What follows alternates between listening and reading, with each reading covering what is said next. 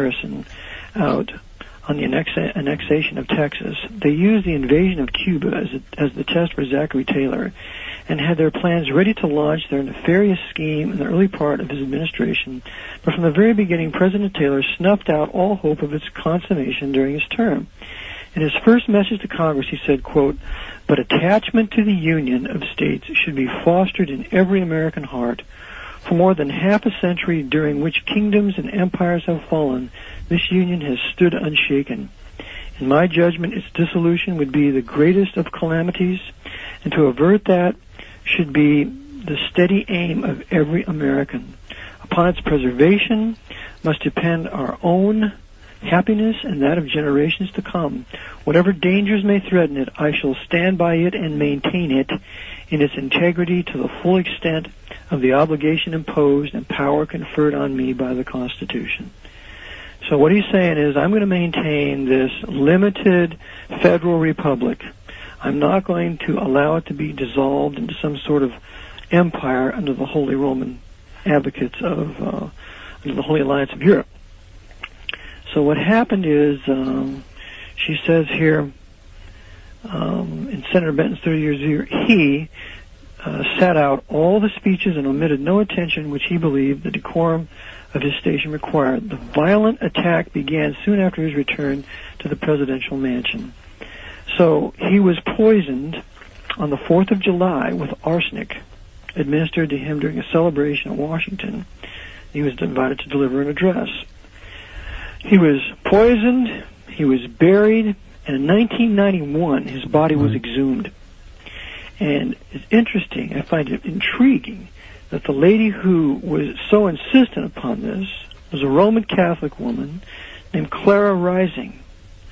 And I have it in the article in the Intelligentsia Journal, Lancaster, PA, on June 13th, 1991.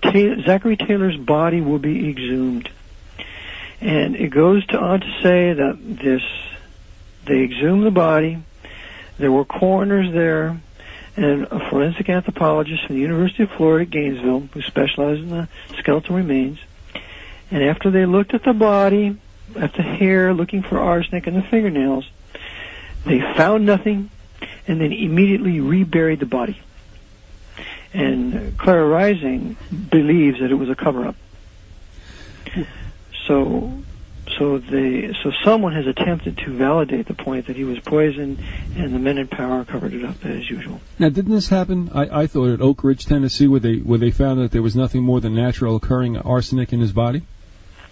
No. Okay.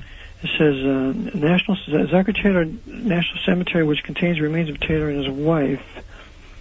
So no, it's. Okay. It didn't say. It says another expert who wrote a recent book on the Taylor believes there is little chance for a rewrite of history. Dr. Albert E. Smith, professor, Emeritus, University of Maryland, Department of History, said he'd be shocked and astounded if there was any evidence that Taylor was poisoned. Well, of course he would. University of Jesuit, Maryland. Of course. Taylor died of gastroenteritis, which became acute because of malpractice by the attending physician, Smith said. Yeah, and arsenic. Right, and arsenic. All right, can we go back to something also? You mentioned the invasion of Cuba. That's going to take people by surprise also. What was the whole deal about an early, not a 1960 or 62 plan, but way back in the mid-19th century? What was with that? Okay, they wanted to incorporate Cuba into the Union for the purpose of Catholicizing our southern borders. Remembering that primarily the Protestant area of the country was not the north, it was the south. Mm-hmm. It's the Bible Belt, even then. So the Jesuits were in full gear, in full operation to Catholicize the South. Because remember, their most noted institutions at that time were in the north. You had Georgetown, you had Fordham, and a couple others, but there was substantially none in the South. Mm-hmm. Sure. So they had to make their quest in bringing in the Latin Roman Catholic countries of Spain. And what they failed to do then, they succeeded with McKinley. Oh, another interesting point later on. Also, was there not a plan And I can't believe a Jesuit plan would fail. I mean, things are not always perfect, and even the best laid plans of mice and demons go awry. Right. But was there a hope, somewhat, some way, to create a slavery colony in Cuba? Oh, sure. Of course, Cuba had slaves. There was slavery throughout Cuba. There was slavery all throughout South America, because the Jesuits, with their black ships and their slave trade, realized that the natives of South America were not strong enough to continue in the physical exertions of slaves, so they brought in the blacks from the Ivory Coast. They got their Muslim slave traders to capture them and then sold them into slavery to the Jesuits and their black ships, and they brought them to the Caribbean and to South America. So Cuba was indeed, had lots of slavery in it. But the issue of it was full of priests, and it was Catholic, as was South America. Mm-hmm. So, and remember, the reductions had been down there for centuries, and the reductions, even though they were in Paraguay and Argentina, ultimately reached up into Central America and into Mexico, because we have a certain bishop, the Bishop of Los Angeles, Palafax. He writes that letter to Innocent XI, condemning the Jesuit power in Mexico, and he says, oh, the day is coming when we shall beg all our bread from the Jesuits. They have all these granaries, they have these huge herds, these cattle herds, these huge folds of sheep. So the Jesuits were indeed heavily trading in not only that industry, but also in the labor of slaves, which included Cuba. You mentioned the word reductions, and that's going to be foreign to some people. Would you explain what that is? Okay, the Jesuits established what they called reductions in South America. It consisted of 31 great populations of the Guarani natives there in South America, totaling nearly 200,000 of them. They were enslaved by the Jesuits. The Jesuits ruled them in a velvet glove with an iron hand, and an iron hand, a velvet glove. And the maxims of communism were perfected on these Paraguayan reductions.